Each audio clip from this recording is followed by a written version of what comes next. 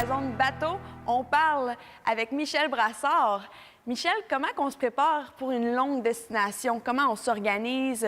Il faut connaître les destinations avec marine, avec assez de précision quand même, et préparer le bateau, évidemment, en conséquence. Alors, il faut avoir des réserves d'eau, de nourriture, de tout ce qu'il faut. Si on se blesse, il faut avoir pensé à tout à bord. Puis je me demandais aussi, est-ce que c'est différent? Moi, je voyage beaucoup en avion pour le travail. Est-ce que c'est différent de voyager en avion, arriver, penser à, mettons, au déplacement?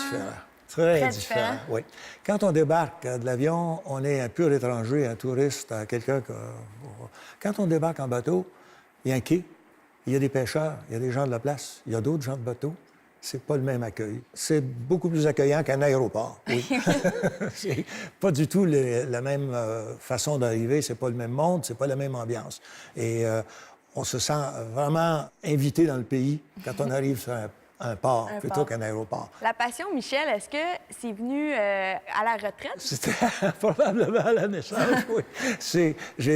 Ce goût-là se développe, par contre. On a un goût au départ de les connaître, de voir ce qu'il y a à l'horizon. Qu'est-ce qu'il y a plus loin, là? C'est toujours fascinant, ça, pour la plupart des gens. Ça se peut-tu que plus on voyage et plus on a le goût de voyager? Ça oui, beaucoup absolument. Plus on voyage et plus on développe le goût de voyager. Plus on est curieux et plus on observe. OK. Et, oui.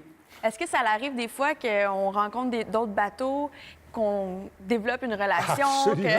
Parce que c'est la même passion, dans le fond, que tu peux partager. C'est ça. On rencontre des gens d'Afrique du Sud, du Brésil, d'Argentine, de partout au monde, des Français, évidemment, des Anglais. Mais on a autant de plaisir à croiser les gens qui viennent d'ailleurs sur un bateau, parce qu'évidemment, on a des choses en commun, qu'à croiser les gens à terre et à apprendre à les connaître eux aussi et ce qu'ils font, leur culture, leur façon de vivre.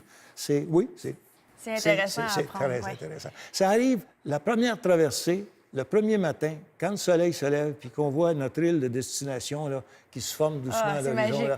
C'est magique. Là, on est mordu, c'est foutu. On ne s'en sort pas. Je me demandais si vous avez un seul voyage qui vous reste. Est-ce qu'il y a une destination spéciale que vous avez dans la tête? Oui, mythique. Pour moi, c'est les Marquises. Les Marquises. Oui. Jacques Brel est décédé là, il finit ces jours-là, puis Gauguin a tout quitté puis est allé travailler là. Oui, c'est mythique comme magique, destination pour moi, oui. Là, Michel, je me demandais, on part à l'inconnu avec son bateau. Est-ce qu'il faut craindre les pirates ou se faire kidnapper ou peut-être les bris de moteur? Tout dépend des eaux qu'on va fréquenter. Évidemment, il y a des endroits où il y a des pirates. Wow. Et là, oui, il y en a. Des fois, je pensais que c'était juste dans les films. Non, malheureusement, c'est pas glorieux non plus. Et il va arriver des choses des imprévus, c'est certain. Okay. Si on est sur un voilier, panne de moteur, malheureusement, ça arrive. Et ça m'est arrivé plusieurs fois.